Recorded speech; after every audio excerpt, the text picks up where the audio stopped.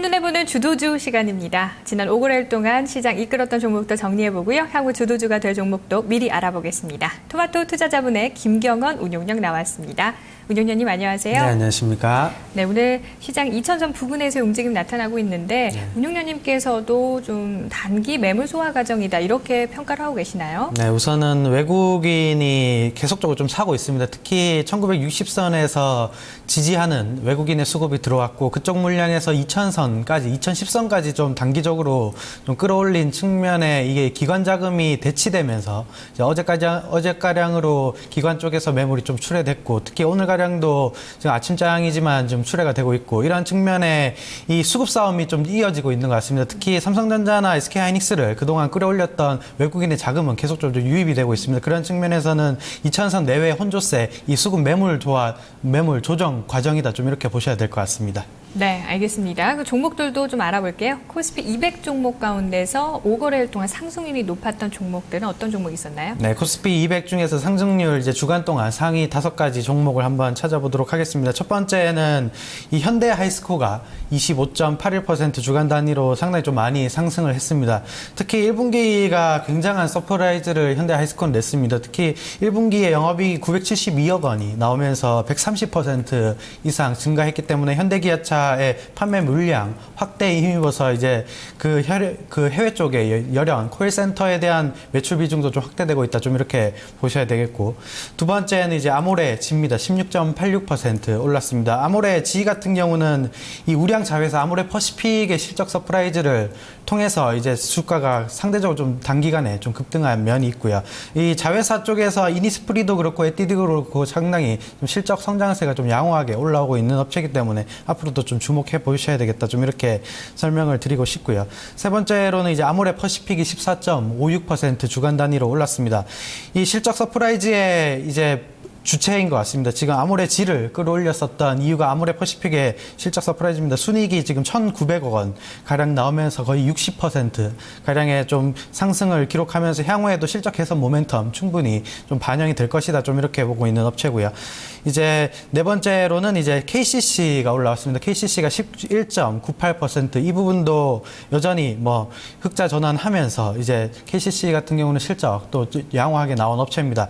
특히 KCC는 건자재에 좀 포함이 될 수 있겠습니다. 건자재가 최근에 상당히 좀 강한 모멘텀을 받고 있고 올라가는 측면에서 KCC도 함께 동참하고 있다. 좀 이렇게 보셔야 될 것 같고요.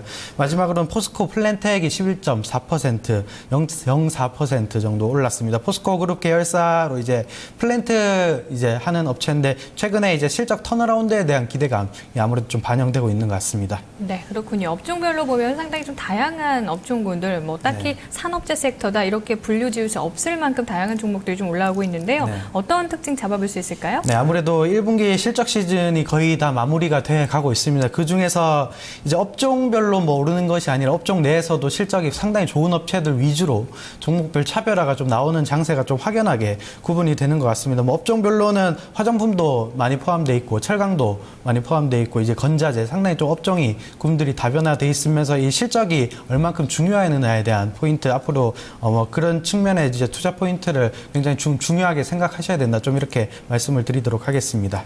네, 알겠습니다. 자, 운용위원님, 이 가운데 현대하이스코 좀 점검을 해볼까요? 네. 이 종목이 뭐 1분기 실적 당연히 알려진 대로 깜짝 실적이었고 고가를 기록한 다음에 약간 조금 쉬어가는 모습도 지금 구간에서 포착이 되는데 네.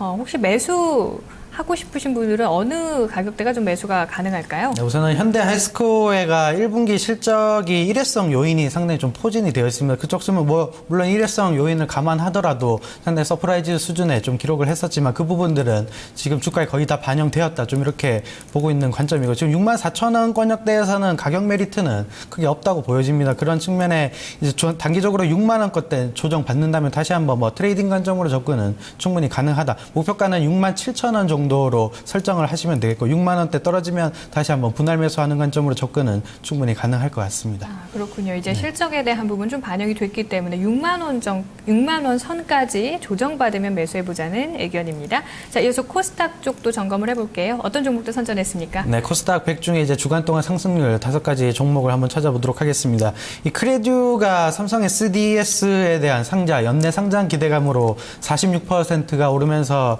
이 거래 이제 거래가 일시적으로 과열됐다는 부분들에 대해서 좀 정지가 됐고요. 우선 크레듀 같은 경우는 지금 삼성 SDS가 최대 주주로 있기 때문에 삼성 SD 상장의 최대 수혜주다 좀 이렇게 좀 불리우는 것 같습니다.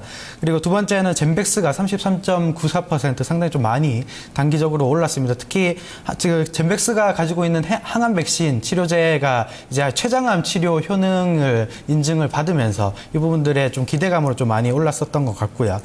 그리고 셀트리온도 10.75% 상당히 좀 젠백스와 같이 뭐 제약바이오 측면에서 상당히 좀 많이 올랐습니다. 특히 셀트리온은 서정진 회장이 주가 조작 혐의에서 좀 약식 기소된다는 소식에 힘입어서 좀 상당히 좀 많이 올랐었고요. 그리고 네 번째는 이제 삼천리 자전거가 9.2% 올랐습니다. 삼천리 자전거는 뭐 1분기 실적이 양호하게 좀 발표되긴 했지만 향후에 이제 전기 자전거 성장에 대한 기대감이 아무래도 좀 주가에 반영되고 있는 것 같습니다. 특히 봄과 여름 시즌에 매출 비중이 상당히 좀 확대되어 있기 때문에 그런 측면에 이제 여름 시즌이 도래하는 기대감 아무래도 그쪽 측면에서 많이 올랐었던 것 같고요. 그리고 다섯 번째로는 이제 넥슨 GT가 8.73% 올랐습니다. 이 부분은 넥슨 GT는 과거에 이제 게임 하이 가 이제 사명을 좀 변경을 했습니다. 시가총액 한 3천억대. 올해 실적 대비해서도 상당히 좀 저평가 메리트가 좀 있기 때문에 한 8.73% 지수 대비해서는 상당히 좀 많이 올랐다. 좀 이렇게 설명을 해드려야 될 것 같습니다. 네, 알겠습니다. 개별 종목들이 좀 많이 올라왔다고 볼 수 있을까요? 네, 아무래도 이제 크레듀만 보면 삼성 SDS 상장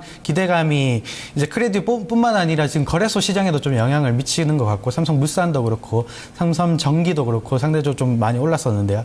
그러한 부분들 특히 이게 뭐 개별적인 모멘텀, 뭐 셀트리온이나 젠백스 같은 경우도 개별적인 이 모멘텀 뉴스플로우에서 좀 움직이는 면이 아무래도 좀 있고 그리고 시총 상위주를 차지하고 있는 셀트리온과 이제 젠백스가 상당히 좀 강했기 때문에 그 외 종목으로는 좀 소외가 되었다. 좀 이렇게 보셔야 될 것 같습니다. 네, 알겠습니다. 크레듀에 대해서 좀 말씀드릴 게 있는데요. 지금 단기 과열 완화 장치 발동이 되면서 오늘 하루 거래가 정지가 됩니다. 이후에 21일까지는 단일가 매매 방식이 적용이 되고요. 22일부터 정상적으로 거래가 또 진행될 예정이라는 점도 참고를 하셨으면 좋겠어요. 자, 운용료님, 지금 코스닥 시장을 전반적으로 봤을 때 또 오늘 상승률 상위 종목에 올라온 종목들을 봤을 때 좀 이 가운데 좀 눈에 띄는 그런 종목이 있으신가요? 좀 연속성이 있다고 보시는 종목군들은요? 네, 아무래도 이제 삼천리 자전거를 좀 주목을 해봐야 될 것 같습니다. 특히 우리나라의 전기 자전거 시장은 상당히 사이즈가 작습니다. 지금 초기 시장에 있고 이 전기 자전거가 성장하느냐에 대한 부분은 의견이 좀 갈리는 것 같습니다. 우리나라는 이 지형 자체가 이제 산이 상당히 좀 많고 그래서 전기 자전거가 향후에 우리나라는 또 운동으로 좀 소비하는 자전거 수요가 상당히 좀 많기 때문에 이 운동 관련해서는 전기 자전거를 뭐 구매하시거나 이런 분들은 안 계시기 때문에 그런 측면에 이제 부분들이 좀 엇갈리고 있지만 삼천리 자전거 저 개인적으로 보면 전기 자전거 분명히 좀 확대가 될 것이고 최근에 숫자로 보면 거의 연간으로 200% 이상의 지금 판매량을 좀 기록하고 있습니다. 워낙 이제 기저 효과가 있기 때문에 워낙 사이즈가 작고 지금 시장 초기 국면에 있기 때문에 이런 부분들 분명히 성장성이 있다. 좀 이렇게 보셔야 되겠고